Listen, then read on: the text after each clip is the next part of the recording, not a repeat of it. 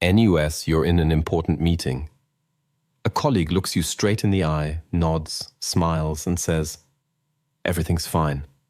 I'm fully on board with this plan." But something inside you tightens. Because his shoulders are tense, like guitar strings. His hands rest on the table, clenched into fists. This is the compression signal, a universal marker of suppressed stress, documented in thousands of observations of negotiations and interrogations. He's not leaning back in his chair, as usual. He's sitting on the very edge, as if ready to stand up and leave. You feel it. You can't explain why, but you know he's not telling the truth. Or perhaps he doesn't even believe it himself. At this moment, you've already received more information than he's spoken aloud, because in a 30-minute conversation, a person produces up to 4,000 non-verbal signals, from micro-movements of the eyebrows to shifts in body weight. You just didn't know how to read it. Here's a paradox that turns everything upside down. The harder a person tries to appear honest, the clearer they betray deceit. We tend to think that a liar avoids eye contact, but in reality, they do the opposite. They look you straight in the eye, too long, too intently, because they know you expect an evasive glance. They try to convince you of their sincerity, but at that very moment, their eyelids start to tremble from cognitive overload. They blink 2 to 3 times more often than usual, from 15 to 20 blinks per minute to 40 to 60, as recorded in Paul Ekman's experiments. Their eyebrows subtly raise for a fraction of a second, revealing a micro-expression of fear or anxiety. Their face betrays what their mind tries to hide. Deception requires effort, and effort leaves traces. And these traces aren't in the words. They're in the body. By the end of this story, you'll stop simply looking at people. You'll start seeing them.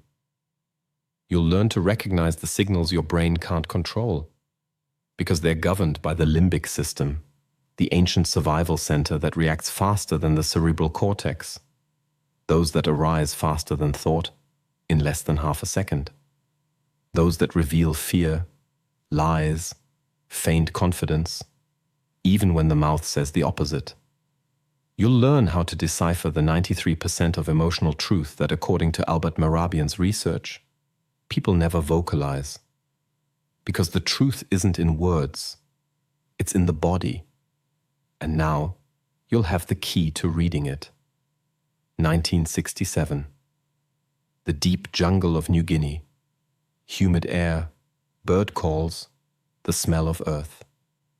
Before you is Paul Ekman. Young, in a worn shirt with a camera in his hands. He sits opposite the Four Tribe. People who have never seen a mirror, don't know what a movie is, haven't heard English. But when Ekman shows them a photograph, a face in terror, mouth agape, eyebrows raised, they say without hesitation, fear. He shows sadness, downturned corners of the mouth, heavy eyelids. They nod, sadness. He shows disgust, nose wrinkled, upper lip raised. They turn away as if smelling rot. They don't know words. But they read the body, because emotions aren't culture. They are code, embedded in nerves, in muscles, in blood. And they cannot be learned. They can only be seen. Micro-expressions are flashes of truth. They last less than half a second. Sometimes 1/25 of a second. You don't have time to notice them, but they are there, and they are honest. Because they are controlled by the limbic system, the ancient survival center. It reacts before the brain can concoct a lie. You feel anger Your face wrinkles. Only then do you decide, no, I must smile. But in those split seconds, everything has already come out. Ekman knew this. That's why he created FACS, the facial action coding system. FACS isn't fortune-telling. It's the anatomy of emotions. Each muscle has a number. Each emotional surge has a formula. AU14, contempt. AU1 and 2, fear. AU12, a genuine smile. Not the one for Instagram, but the one that engages the eyes. Do you feel the difference? Imagine a colleague saying, "I'm happy for you," but their eyes don't move. That's not joy. That's a mask. Here's a game for you. Recall a person from whom you walked away with the feeling, something isn't right. Perhaps they were smiling, speaking softly. But at one moment, their eyebrows twitched down. The corners of their mouth tightened, and then it all vanished. You didn't consciously notice it, but your body reacted. Your heart slowed. Your palms sweated. A slight nausea in your stomach. This isn't paranoia. This is your autonomic nervous system catching micro-expressions, even if you don't see them. Research in the Journal of Nonverbal Behavior confirms this. You feel a dissonance because the face said one thing and the body another, and the body gave it away. But the face is only the first page. The truth doesn't end at the eyebrows. It continues in the shoulders, in the hands, in how a person stands, in where their feet point. If the face is a flash, then posture is a story. And now we'll move on to that. To the body language that says no, while the mouth insists yes. He sits across from you at the negotiating table. His voice is even, his words polite. We appreciate your offer. It's very interesting. But his shoulders are turned towards the door. His feet are aimed at the exit, not a metaphor, but physiology. The body knows where to run even before the brain can come up with an excuse. His arms are crossed not for combat, but as a shield, covering his chest, as if his heart fears betraying panic. You feel it. He's not interested. He's enduring. And you don't understand, why does his mouth say yes, but everything in him screams, I'm leaving? Because the body has already decided. Consciousness is just playing out the scene of politeness. And his feet? They're already out the door. Why does the body react faster than thought? Because orientation is an ancient survival code. In the jungles of our ancestors, turning your back on a threat saved your life. Facing an ally. Today, the same holds true in a conference room or on a date. An open posture, palms up, shoulders relaxed, direct gaze, says, I'm with you. A closed posture, arms crossed, knees together, torso turned sideways, whispers, I'm armored. And this isn't acting. This is the autonomic nervous system. It doesn't know how to lie. It simply saves you. This is what breaks patterns even for experts. A smile can be perfect. A voice, warm. But the feet, honest. Legs rarely obey will. If a person wants to leave, they turn towards the door. If they're in love, they point at you like a compass. Knees in negotiations, on a first date, in a family argument are always reveal the true course. The body has chosen the path. All that's left is to see where it's looking, especially when not just a deal, but trust. A career. Safety is at stake. But sometimes the body doesn't run. It trembles in place, tries to soothe itself. Have you noticed? A person adjusts their hair, scratches their neck, rubs their wrist. It seems like a habit. In reality, it's an alarm signal. This isn't nervousness. It's an internal storm looking for an outlet through the skin. And now we'll dive into these gestures, into the quiet, almost invisible flashes of stress that reveal everything, even when the voice sounds like steel. He sits, speaks clearly. I am not guilty of anything.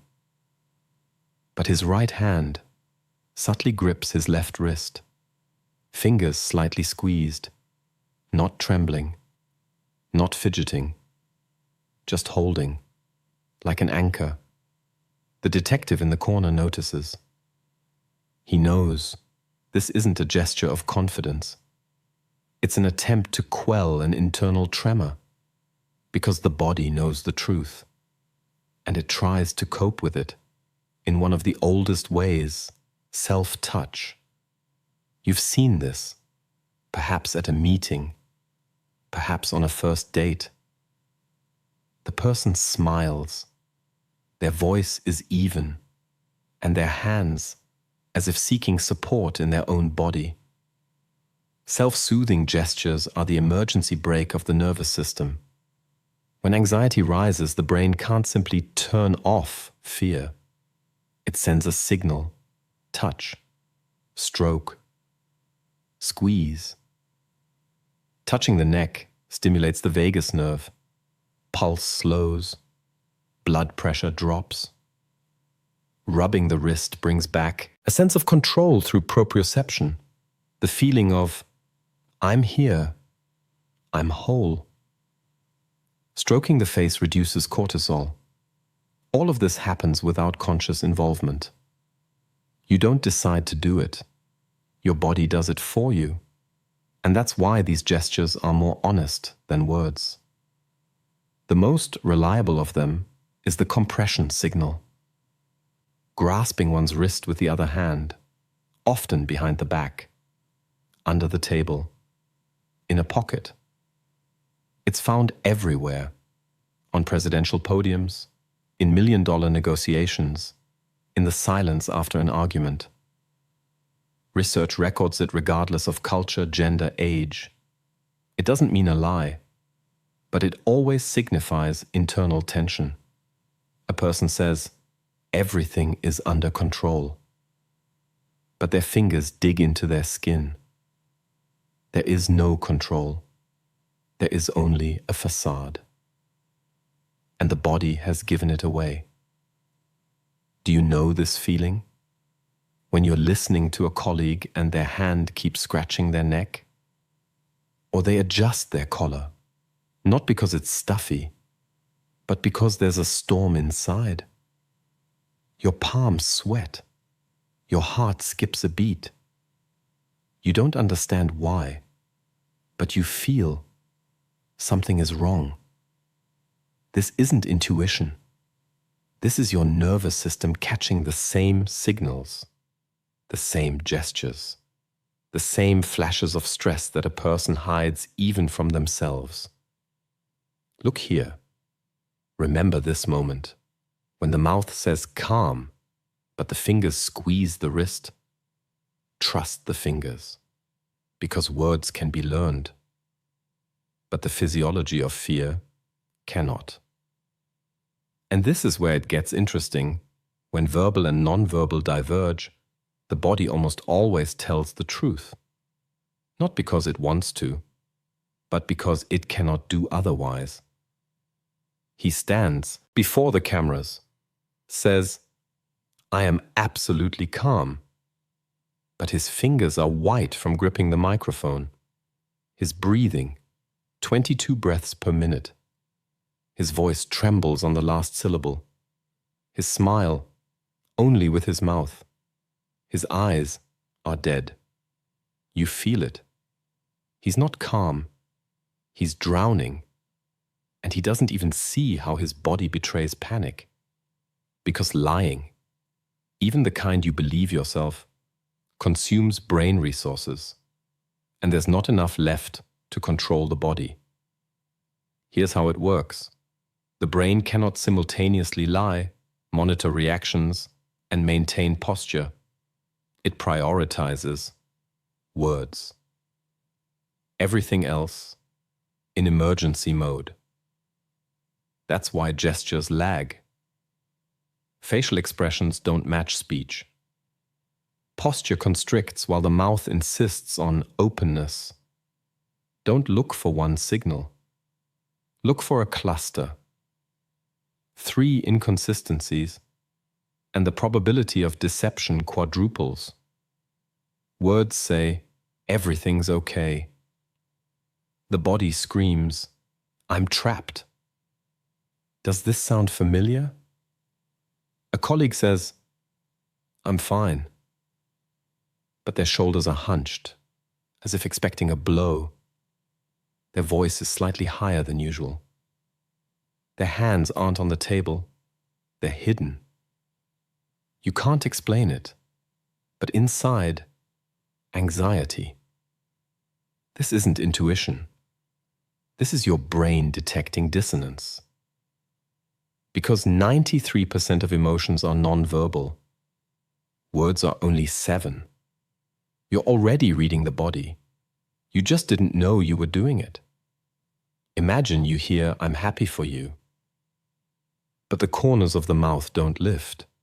Breathing is shallow. The gaze slides past. Your heart slows. Your palms sweat. This isn't paranoia. This is physiology. The viewer's body always reacts first. Because emotions aren't an idea. They are tension in muscles, heart rate, the direction of the feet. And this is where it gets interesting. We all believe in eyes. We think looking straight ahead means honesty. But it's a trap. Eye contact isn't truth. It's a tool. A liar looks you in the eye longer than necessary. To convince. To control. True vulnerability isn't in a direct gaze. It's in how a person looks away when saying something important. Not out of fear, but because they are experiencing it deeply. Have you seen this? When someone says, I don't care, and looks at the floor, that's not a lie. That's pain. And it's more honest than any words. Imagine David sits in the office. His voice is steel. I am absolutely confident in this decision. But his eyes, down and to the right, not for a moment, for a whole pause, as if searching for an answer not in logic, but in memory. Colleagues think he's pondering. But in reality, he's honest. Because 5 minutes later, when he starts convincing everyone of his sincerity, he'll stare directly into their eyes, too intently, too long, and then his eyelids will tense. Blinking will increase, from 15 to 40 times per minute. His lower lip will tremble. David isn't a criminal. He just believes direct gaze equals truth. But the body gave it away. Why do eyes give us away so easily? Because behind them isn't will, but the ancient brain, the amygdala, the hypothalamus. When you lie, the brain is overloaded, invent a story, monitor reactions, maintain a mask, and blinking goes out of control. 15 times a minute, normal. 40, an alarm signal. The direction of the gaze also speaks volumes, down and to the right. Access to feelings, up and to the left, fabricating a fiction. But no single gesture works on its own. Only a cluster, 3 inconsistencies, paints the picture. And don't forget, in the US, direct eye contact equals honesty. In Tokyo, rudeness. In Seoul, a challenge. And now, the paradox. The harder a person tries to appear honest, the clearer they are lying. In America, we are taught, look people in the eye. It shows character. A liar knows this. So they maintain eye contact for 2 to 3 seconds longer than normal.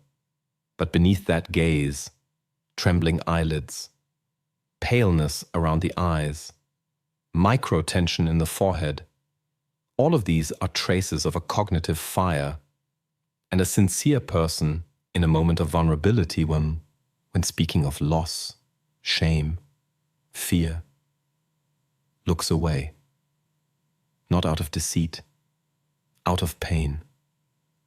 Do you feel this?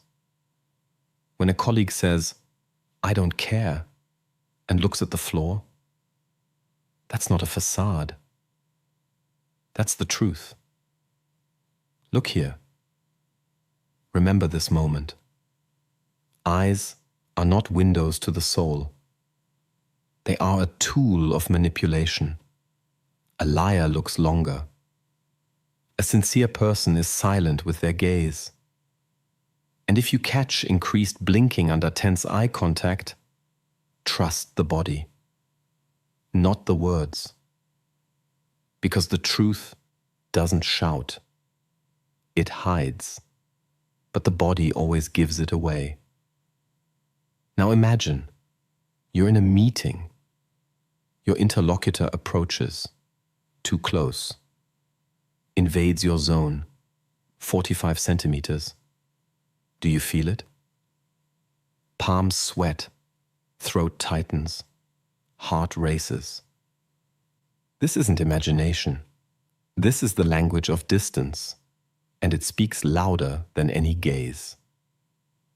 In a Manhattan conference room, Mark smiles, nods, talks about partnership.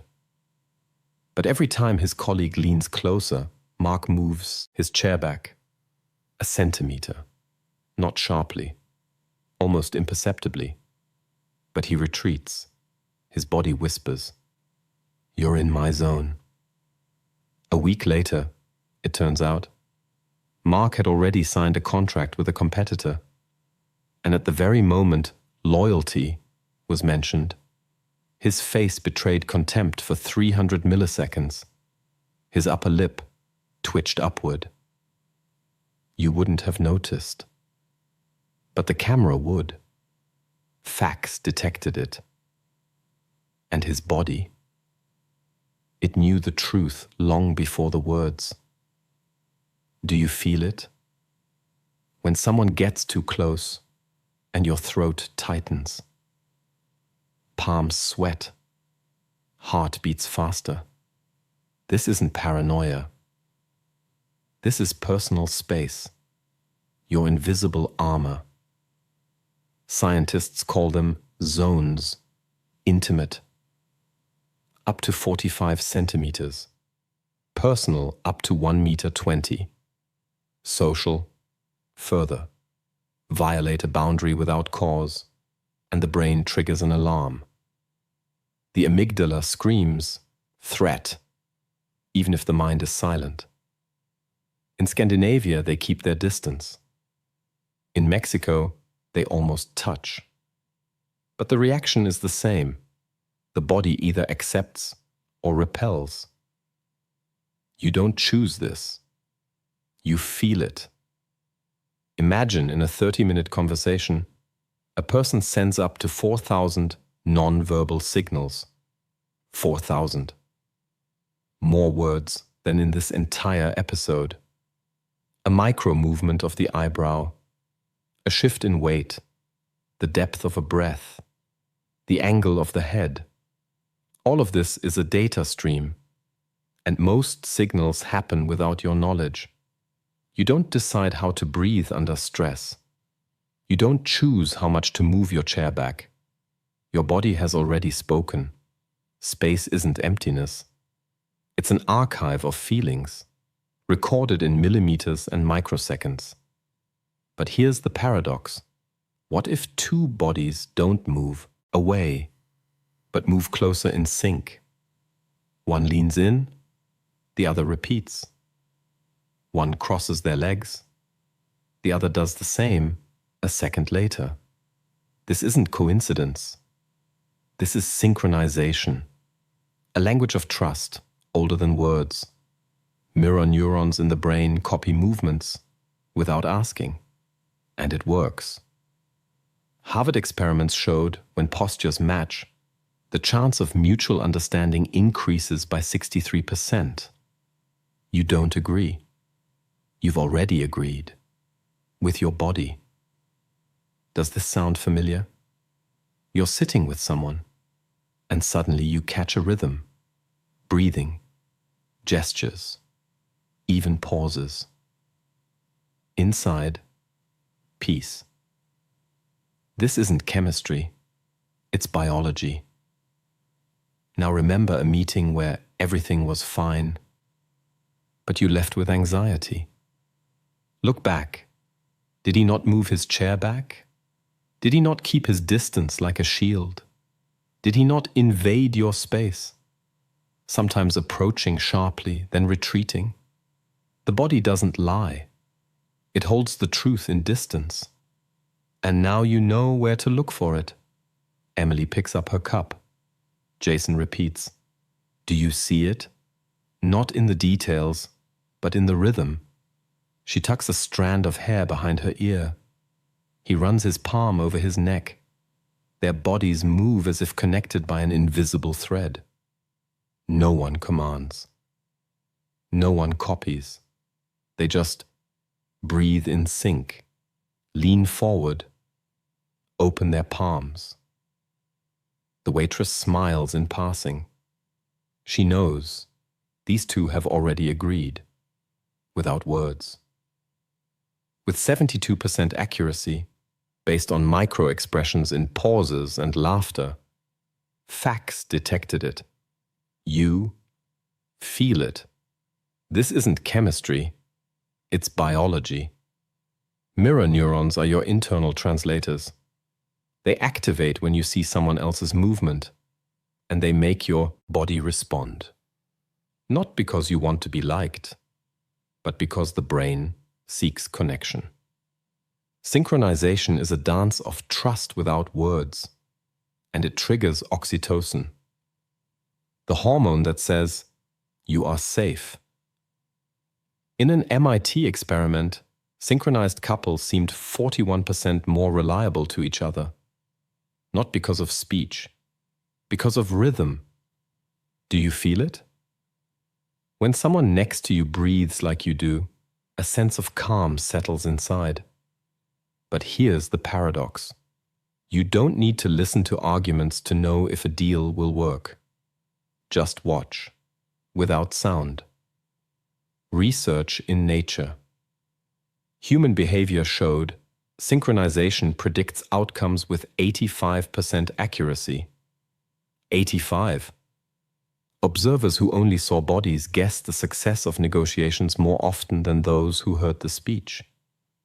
Why? Because words can be faked, but breathing cannot. The tilt of the head, no. The rhythm of gestures, no. You're already reading this dance. You just haven't named it. Imagine you're in a meeting. The interlocutor speaks smoothly, but their hands don't respond to yours. They don't mirror your posture, don't catch your rhythm. Inside, a chill. This isn't intuition. This is your brain registering, "He's not with me." Synchronization isn't a single gesture. It's a pattern, like the breathing of two people by a campfire. And the truth isn't in the details. The truth is in the pattern. Look here. Remember this moment. If bodies don't dance together, there will be no trust, even with perfect words, because body language cannot be deceived. It either says yes or it's silent, and silence is always louder. Let's return to our observer. He sits in that same meeting. His colleague says, "Everything is under control." But his fingers squeeze his wrist under the table. His eyebrows twitch down, a micro flash of fear. His feet are turned towards the door. His body has already given it away. Before, he would have left with anxiety in his chest. Now he knows. This isn't intuition. It's a cluster. Frequent blinking, tense shoulders, touching the neck, the nervous system's emergency brake. One gesture, noise. 3, a signal. Truth isn't in gestures. It's in the cluster. Do you feel it? When someone says yes, but everything in them screams no, your body reacts first. Palms sweat. Breathing becomes erratic. This isn't paranoia. This is your nervous system catching the inconsistency. And it's right. Words, 7%. Body, 93%. Mehrabian's quote isn't a metaphor. It's physiology. You're already reading the body. You just weren't calling it reading. Imagine, you notice your interlocutor moving their chair back, how their eyelids tremble under a direct gaze, how they synchronize their breathing. Only when they lie. You don't draw conclusions. You observe, and at that moment, you stop being a victim. You become a witness. And now the question. Will you continue to just look? Or will you start to see, to observe, or to manage? Choose. Because in a world where 4,000 non-verbal signals are born every 30 minutes, silence isn't golden. It's a language. And you've just learned its first words.